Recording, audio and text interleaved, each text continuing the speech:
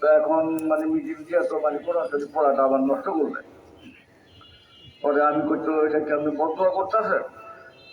কয় না বর্তমান না, তবে আমি একটা মনে মনে করছি যে এখানে যদি আল্লাহ যে মাদ্রাসা প্রতিষ্ঠা হয় তাহলে হাজার হাজার কোরআন শরীফ কত বলবো এখানে। ওই হিসাবে আমি একটা জামানি বা অন্তত পক্ষে সাজা দিয়ে আসলাম। এইরকমই একটা তামান্না ওনার ছিল। সেই হিসাবে আমরা দোয়া করি যেন আল্লাহ পাক ওনাদের কবরের সুগন্ধ এবং সমস্ত বিপদ আপদ থেকে আল্লাহ পাক হেফাজত করেন। এই বলে আমি আমার বক্তব্য চাই।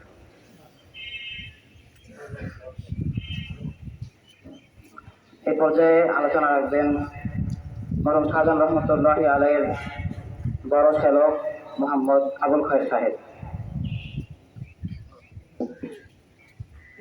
বিসমিল্লাহ, আলহামদুলিল্লাহ, ওয়াসসালাতু ওয়াসসালামু আলা রাসূলিল্লাহ ওয়া বা'দ। আমি আল্লাহ সুবহানাহু ওয়া তাআলার একটি আয়াত, কুল ইন্নাল মাউতা আল্লাযী তাফিরুনা মিনহু ফাইন্নাহু মুলাকীকুম। আপনাদের এই সমাজের একজন নাগরিক, এই মাদ্রাসাগুলি দীর্ঘদিন অধ্যাপনা করেছেন। আমি মানুষের এক সময় যখন আমার বোনের বিয়ে হয়, আমি যে 1 বছর পড়েছিলাম ওনার সাথে, যেন আমি এখানকার অনেকেই চিনি।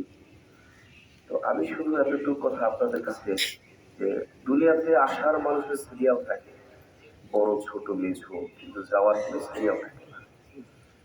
আমার বাবা আলহামদুলিল্লাহ বেঁচে আছেন, তারই জামাই আজকে চলে গেলেন।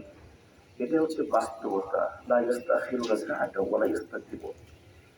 আমি আমার এই ভগ্নিপতির জন্য আপনাদের কাছে খাস করে দোয়া চাই।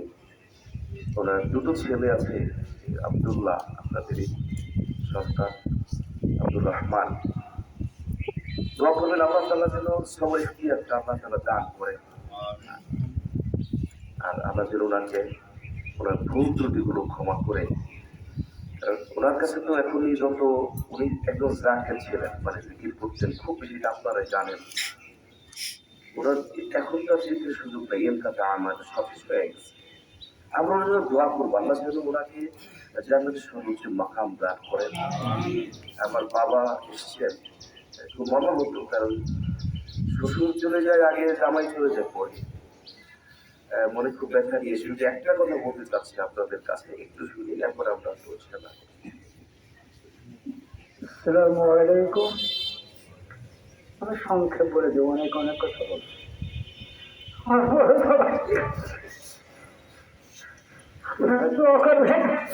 মন কেন না কিরে সবাইকে আপনাকে একটু সহজ করে লাগে। আমি এই পর্যায়ে হযরত রহমতুল্লাহ আলাইহির ওয়ারিসের মধ্য থেকে কথা বলবেন শাহজাহান রহমতুল্লাহ আলাইহির বড় ছেলে হযরত মাওলানা মোহাম্মদ আব্দুল্লাহ। আসসালামু আলাইকুম ওয়া রাহমাতুল্লাহ। ওয়ালাইকুম আসসালাম।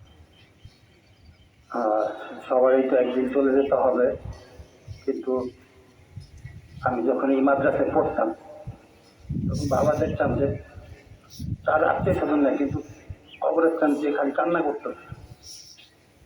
তা আপনারা সবাই দোয়া করবেন। উনি অনেক জীবনে অনেক কষ্ট করেছেন এবং মসজিদ ইমামতি করেছেন এবং এই মাদ্রাসায় পড়িয়েছেন। আর আপনারা ওনার সম্পর্কে এই যে গুণগুলো বললেন, এটাই করেই আসলে বোঝা যায় যে উনি একজন ভালো মানুষ ছিলেন। আমি আর বলছি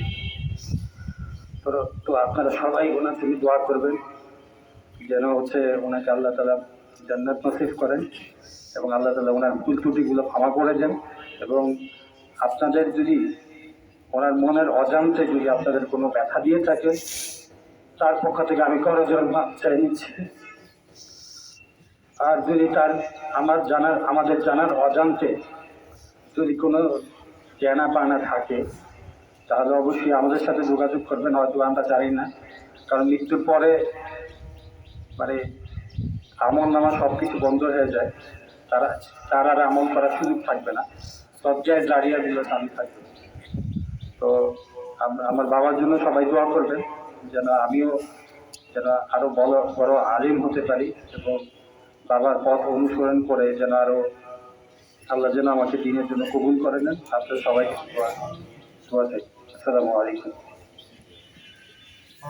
আলহামদুলিল্লাহ, আমরা বৃষ্টির কারণে অনেকে কাতারটা সোজা হয় নাই, আমরা সবাই একটু ডানবাবা থেকে কাতারটা সোজা করি। অনেকে পানির জন্য আগে পিছু দাঁড়িয়েছেন, এই জন্য সবাইকে অনুরোধ